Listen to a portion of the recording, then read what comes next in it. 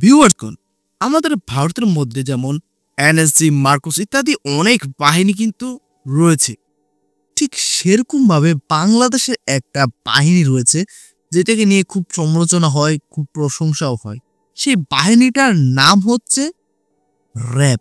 তো ভিউয়ার্সগণ, আজকে আমি ইনফরমেটিভ বাংলা ইউটিউব চ্যানেল নিবেদিত একটা ভিডিওর উপর রিঅ্যাকশন দিতে যাচ্ছি। আর যে ভিডিওটার উপর রিঅ্যাকশন দিতে যাচ্ছি, এই ভিডিওটার শিরোনামটা আপনাদের নিয়ে পড়ে শোনাচ্ছি।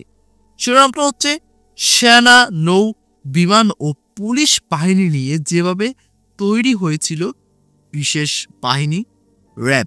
হ্যাঁ ভিউয়ার্স, আজকে আমরা দেখব কিভাবে র‍্যাব বাহিনীটা তৈরি হলো। এক কথায় বলতে গেলে র‍্যাব বাহিনীটা কিভাবে তৈরি হলো, ব্যাকগ্রাউন্ড স্টোরিটা আজকে জানবো এই ভিডিওটা থেকে। হ্যালো ভিউয়ার্স, আমি রুবায়েত আছি আপনাদের সঙ্গে। Welcome to my YouTube channel show with Rubayet.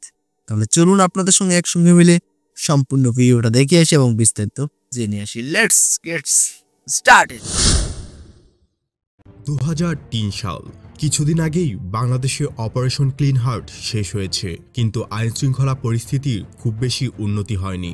প্রতি সপ্তাহে ঢাকার বিভিন্ন এলাকার সন্ত্রাসী বাহিনীগুলোর মধ্যে গোলাগুলি লেগেই থাকত। তখন ঢাকার এক একটি এলাকা এক একজন সন্ত্রাসী নিয়ন্ত্রণ করত। বাড়ি বানানো থেকে শুরু করে ব্যবসা বাণিজ্য করতে গেলে তাদের নিয়মিত চাঁদা দিতে হতো। তৎকালীন বিএনপি নেতৃত্বাধীন 4 দলীয় জোট সরকারের আগে চিতাকোবরা নামে ইত্যাদি পুলিশের বিভিন্ন ইউনিট বানিয়ে পরিস্থিতি নিয়ন্ত্রণের চেষ্টা করেছে, কিন্তু তাতে খুব একটা কাজ হয়নি। তখন দেশে অনেকগুলো পেশাদার সন্ত্রাসী বাহিনী ছিল এবং তাদের কর্মকাণ্ড ভয়ঙ্কর রূপ ধারণ করেছিল। আইন শৃঙ্খলা পরিস্থিতির খুব অবনতি হয়েছিল। বাংলাদেশের উত্তর পশ্চিমাঞ্চলে রাজশাহী, নাটোর, নওগাঁ অঞ্চলে বামপন্থীদের কর্মকাণ্ড ছিল। আবার জেএমবিও মাথাচাড়া দিয়ে উঠেছিল। ঢাকা তখন অনেকগুলো ছোট ছোট গ্রুপ তৈরি হয়ে গিয়েছিল, যেখানে সেখানে গোলাগুলিও হতো। পেশাদার অপরাধীদের হাতে বিদেশি অস্ত্র দেখা যেত। সেই সময় অপরাধ দমনের জন্য বিশেষ একটি বাহিনী গঠনের ব্যাপারে সরকারের নীতি নির্ধারকরা চিন্তাভাবনা শুরু করেছিলেন। বড় বড় অভিযান পরিচালনা করার জন্য 2003 সালে পুলিশের সদস্যদের নিয়ে একটি বিশেষ বাহিনী গঠন করা হয়, যার নাম ছিল র্যাপিড অ্যাকশন টিম বা র‍্যাট। এর প্রধান ছিলেন একজন উপপুলিশ কমিশনার। তখনকার অন্যতম শীর্ষ সন্ত্রাসী লিয়াকত হোসেনকে গ্রেপ্তারের মধ্য দিয়ে এই বাহিনী আলোচনায় উঠে আসে, কিন্তু বাহিনীটির নামের ইংরেজি অদ্যাক্ষর দিয়ে সংক্ষিপ্ত রূপ দাঁড়ায় র‍্যাট, যার বাংলা অর্থ ইঁদুর, যা নিয়ে খানিকটা আলোচনাও শুরু হয়। আবার তখনকার পুলিশের অন্যান্য বাহিনীর তুলনায় তারা খুব আলাদা ভূমিকাও রাখতে পারছিল না। 2003 সাল থেকে সরকার ভাবতে শুরু করলো র‍্যাট দিয়ে হচ্ছে না, বড় একটা বিশেষ বাহিনী গঠন করতে হবে, যারা দেশজুড়ে শুধু বড় বড় অভিযান চালাবে। স্বরাষ্ট্র মন্ত্রণালয়ের নিয়ন্ত্রণে থেকে এই বাহিনী অনেকটা এফবিআইয়ের আদলে কাজ করবে। তখন ব্যাটালিয়ন গড়ার কথা ভাবা হয়নি। র‍্যাট ছিল র‍্যাবের টেস্ট কেস। কিন্তু র‍্যাটের নাম নিয়ে অনেক ধরনের কথাবার্তা শুরু হলে তখন এটাকে বড় বাহিনী করে সব বাহিনী মিলে পেশাদার অপরাধী দমনে একটি বিশেষ বাহিনী গঠনের পরিকল্পনা করা হলো। তখন চিন্তা করা হয়েছিল অনেকটা এফবিআইয়ের আদলে স্বরাষ্ট্র মন্ত্রণালয়ের আওতায় এই বাহিনী থাকবে। তারা সারা দেশে বড় বড় অপারেশন করবে। আর এই চিন্তা থেকেই র‍্যাব গঠনের পরিকল্পনা করা হলো। যখন এই বাহিনী সাজানো হচ্ছিল তখন ভাবা হলো, যেহেতু বিশেষায়িত বাহিনী হবে এবং বড় বড় অভিযান চালাবে, তাই এই বাহিনীতে সামরিক বাহিনীর সদস্যদের অন্তর্ভুক্ত করা হবে। প্রথমে এই বাহিনীকে আলাদা বা স্বতন্ত্র একটি বাহিনী হিসাবে গঠন করার কথা ভাবা হলেও পরবর্তীতে পুলিশের আপত্তির মুখে সেটাকে পুলিশের একটি বিশেষ বাহিনী হিসাবে গঠন করার সিদ্ধান্ত নেওয়া হয়। সেজন্য আর্ম পুলিশ ব্যাটালিয়ন অ্যাক্ট আইন খানিকটা সংশোধন করে এই বাহিনীকে গ্রেপ্তার ও তদন্তের ক্ষমতা দেওয়া হয়। ফলে বাহিনীটি থাকবে পুলিশ মহাপরিদর্শকের আওতায়। 2004 সালের 26শে মার্চ র‍্যাব গঠন করা হলো। তবে বাহিনীটি তাদের কর্মকাণ্ড শুরু করে সেই বছরের জুন মাসে। প্রথম মহাপরিচালক হিসাবে নিযুক্তি পান আনোয়ারুল ইকবাল, যিনি পরবর্তীতে তত্ত্বাবধায়ক সরকারের একজন উপদেষ্টা হয়েছিলেন। বাহিনীটিতে সেনাবাহিনী, বিমান বাহিনী, নৌবাহিনী, তখনকার বিডিআর, পুলিশ, আনসার থেকে সদস্য নিয়োগ দেওয়া হতো। পরবর্তীতে কোস্টগার্ড গঠন করা হলে সেখান থেকেও সদস্য নেওয়া শুরু হয়। প্রত্যেক বাহিনী থেকে সদস্য নেওয়ার হার নির্দিষ্ট করা। যদিও শুরু থেকে কমান্ডিং পদমর্যাদা নিয়ে মতবিরোধে পুলিশ সুপার পদমর্যাদার কর্মকর্তারা বাহিনীতে যেতে চাইতেন না। এখনও এই বাহিনীতে সরাসরি পুলিশ সুপার পদমর্যাদার কোনো কোনো কর্মকর্তা কাজ করেন না।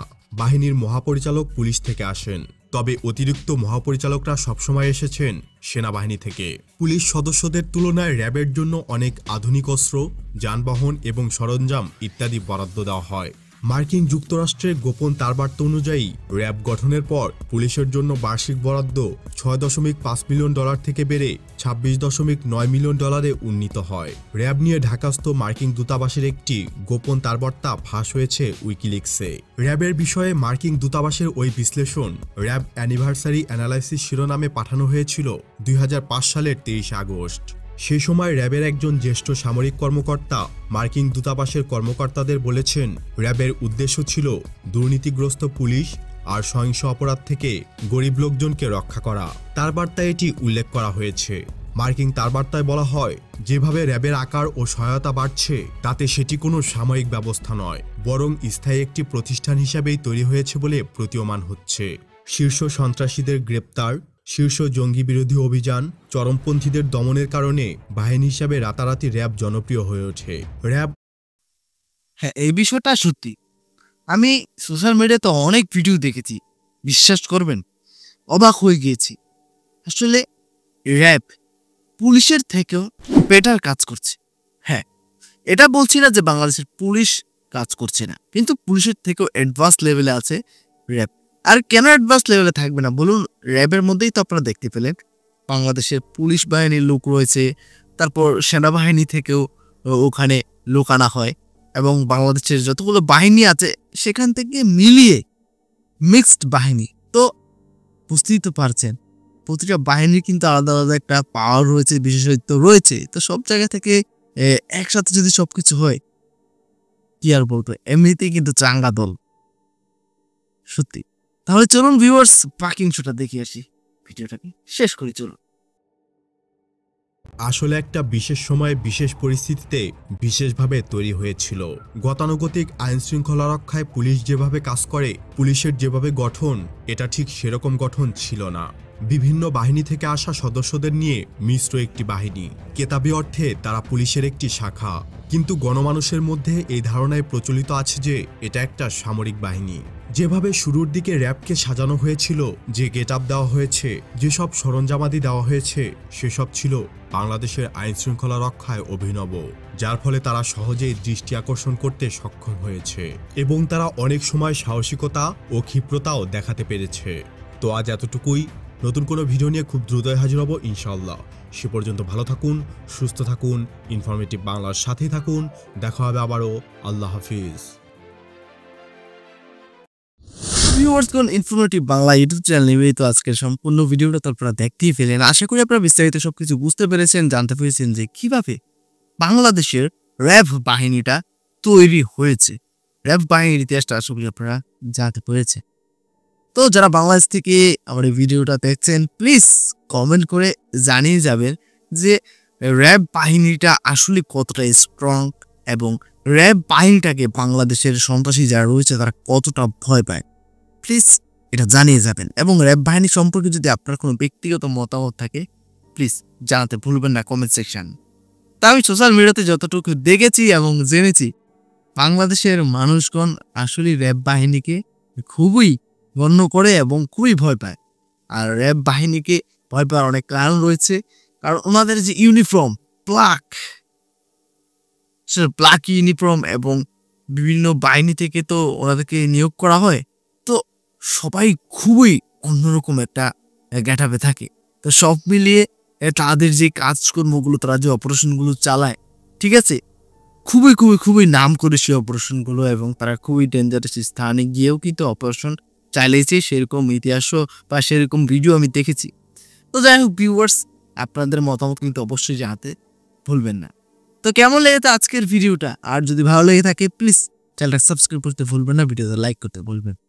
তো বিদায় নিচ্ছি, এখানে দেখা হবে পরবর্তী কোনো একটা ভিডিওতে। ততক্ষণ পর্যন্ত সকলে ভালো থাকবেন, সুস্থ থাকবেন। Tata, bye bye.